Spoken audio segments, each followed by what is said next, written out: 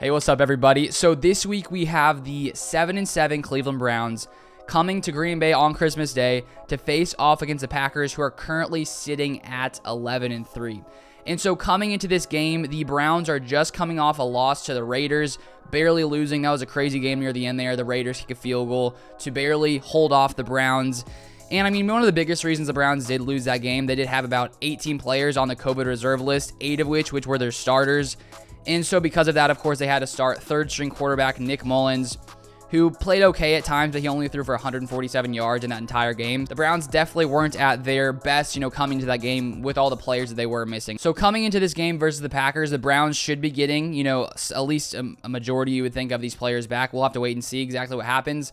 But I saw yesterday that it is expected that Kevin Stefanski should be able to be back, as well as Baker Mayfield should be able to be back coming into Saturday's game. It's not official for Baker Mayfield, but we will see, and they plan to have him, but if not, we'll see someone else out there. But taking a look at this Browns team so far this season, sitting at 7-7, I think coming to the season, I think that there was lots of hope for this Browns team. They clearly have a really, really good defense. Last year, Baker Mayfield played, pretty good overall. But this season, the Browns just really haven't, I think, lived up to the expectations that most people had for them, currently sitting at 7-7. Right now, taking a look at the Browns offense, they are the 19th best scoring offense in the NFL, only averaging 20.9 points per game. And I think this partly falls onto Baker Mayfield and really his lack of, great production so far this season. If we take a look at his stats right here, in his past few games, as you can see, week 10, only 1 touchdown, 1 interception, 56 rating. Week 11, 1 touchdown, 2 interceptions, a 53 rating.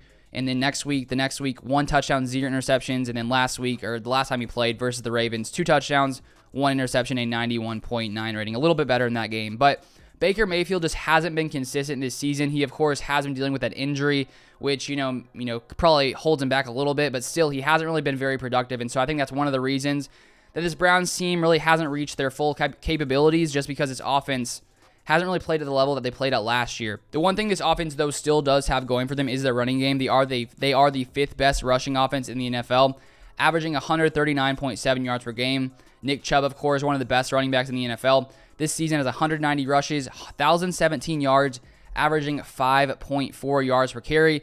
But then taking a look at their passing offense, 26th ranked passing offense in the NFL, so not very good, only averaging 201.5 yards per game. But for the Browns coming in this weekend to face off against the Packers, this has been a Packers defense I think, really has done much better than I think some people expected so far this season. I think partly due to the fact of Devondre Campbell playing well, Rasul Douglas, being a great signing for this Packers defense. But in the past few weeks, the Packers defense really has been struggling. If we take a look at the past three games, the Packers defense has allowed 29.3 points per game, which is 29th in the NFL. So even though overall the Packers defense still is the 10th best scoring defense in the NFL, only allowing 21.6 yards per game, they have struggled recently in the past few games when it comes to allowing other teams to put up a good amount of points. And luckily the Packers offense hasn't playing so good. Aaron Rodgers hasn't playing at another level that the Packers have been able to win these games. But the Packers defense definitely needs to take some steps forward. Last week we really got torched by Mark Andrews. He had 10 receptions, 136 yards, 2 touchdowns. The Packers just couldn't really find a way to cover him. Luckily, on that final 2-point conversion, we finally found a way to cover him.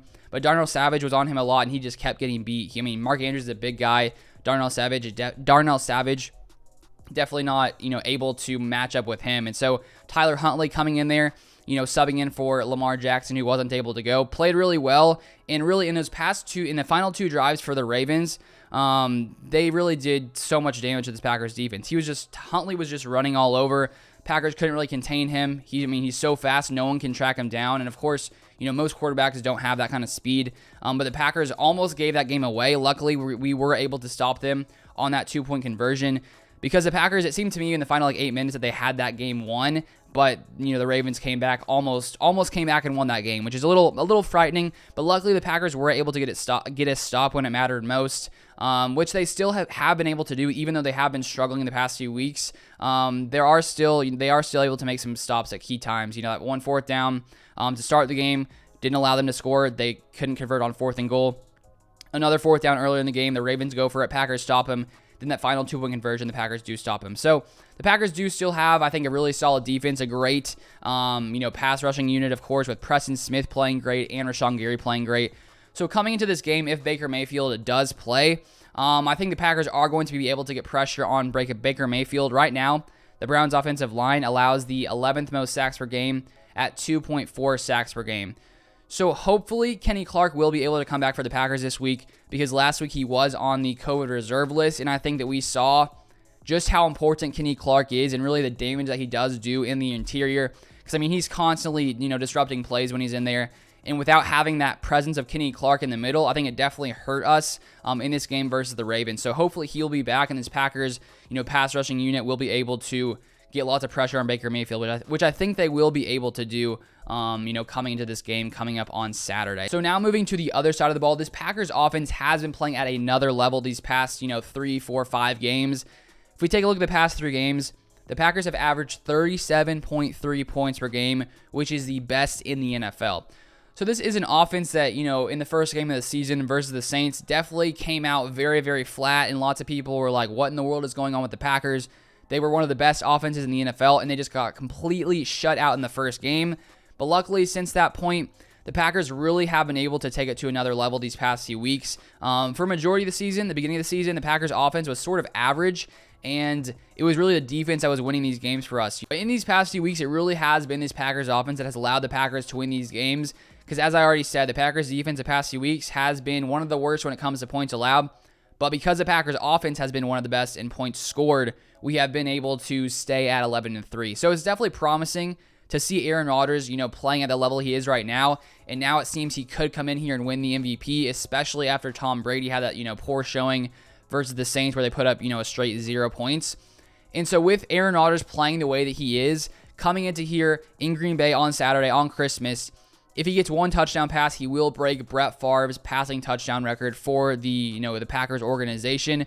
So I think this just is a game where I feel like the Packers are going to come in here feeling good at home on Christmas, facing off against a Browns team that, recently just hasn't been playing, I think, at the level they expected to. And this Packers team, on the other hand, I think is one of the best in the NFL. And so coming in here, I think this Browns defense has been, pretty solid this year. 13th best scoring defense in the NFL. Their pass rush is probably, the best aspect of their game. They're the 6th greatest pass rush in the NFL. Myles Garrett, of course, has been a monster this year. 68 pressures, 17 sacks. He is the highest graded edge rusher in the NFL, according to PFF. He did suffer a groin injury in that game versus the Raiders, but he said nothing was going to stop him from playing. So maybe that will slow him down a bit, but he's still a beast, so we definitely got to watch out for him. Also, of course, Jadeveon Clowney, another great edge rusher. They have just a great pass rushing duo there. He did miss the game versus the Raiders, being on the COVID list, but I bet he will be back. We'll have to wait and see exactly with that news. But he has 44 pressures, 7 sacks. So the Packers definitely will need to protect Aaron Rodgers, and we have, been missing so many key pieces on the offensive line. But the Packers have been able to get the job done regardless of all those guys, missing, which is awesome to see. Dennis Kelly playing pretty solid, Josh Nijman playing pretty solid, Lucas Patrick, John Runyon. And so it's going to be a challenge, I think, against this Browns pass rush, but the Packers have shown that even against great pass rushes this year, they've been able to still, I think, do damage to other defenses, getting the ball out quickly, screens, lots of that kind of stuff to, mitigate the pass rush coming in there. And Aaron Rodgers has just been playing at another level. If we take a look here to stats the past 4 games, last week, 3 touchdowns, 132.2 rating versus the Bears, 4 touchdowns, 141 rating versus the Rams, 300 yards, 2 touchdowns, 97 rating versus the Vikings, 385 yards, 4 touchdowns, 148.4 rating. So this Packers offense has been playing great, and regardless of how good a defense may be, Aaron Rodgers finds a way to pick them apart. And I do think the Browns do have some solid, they have a solid coverage unit, 5th best coverage grade per PFF in the NFL. Denzel Ward's a great player. Greg Newsome, rookie, has been playing, well, pretty well this season. But just when you have Davante Adams playing at the level that he's playing at, the attention that he draws, like last week versus the Ravens, we saw them, having two guys on him lots of the game, which, lots of teams try to do just because he's so good. And there was even that one play, near the end zone there where they had 2 guys on him. Davante Adams still breaks outside, somehow beats him when 2 guys are on him. So Davante plays at another level. And then the one promising thing to see, with them really giving so much attention to Davante, Marquez Valdes-Scantling came in their last game, had a great game, scored a touchdown there, showed great hands, just played a really, really good. So with teams, giving Davante Adams so much pressure or so much attention, and with Randall Cobb being out, of course, having guys like Marquez Valdes-Scantling stepping up, Allen Lazard stepping up is really going to, I think, allow this Packers offense to continue to put up the points that they have put up. And plus, Also adding the fact that this Packers offense, I think, is so versatile. We have the ability to beat teams in so many different ways with Aaron Jones and A.J. Dillon back there. A.J. Dillon being a guy who can just, plow over people, run over people, especially coming into the playoffs, cold games where, we can wear down defenses in the cold with A.J. Dillon because, I can't imagine trying to even tackle A.J. Dillon, especially when it's freezing out there. So the Packers' ability to beat teams in multiple ways with their passing ability, with their rushing ability, I think is going to give them the victory coming in here on Christmas Day, which should be a fun game. But my score prediction for this game on Saturday is going to be, I think Packers continue to put up 30 points once again. I say Packers 34, and we'll go with Browns. Let's go with 18 points for the Browns in this one. So that's my score prediction. Drop your score prediction in the comments down below. And if you haven't subscribed, feel free to subscribe. I think we're like 500 away from 15,000, so maybe we could hit 15,000 by the new year possibly. But thank you guys so much for watching, and I'll see you guys next time.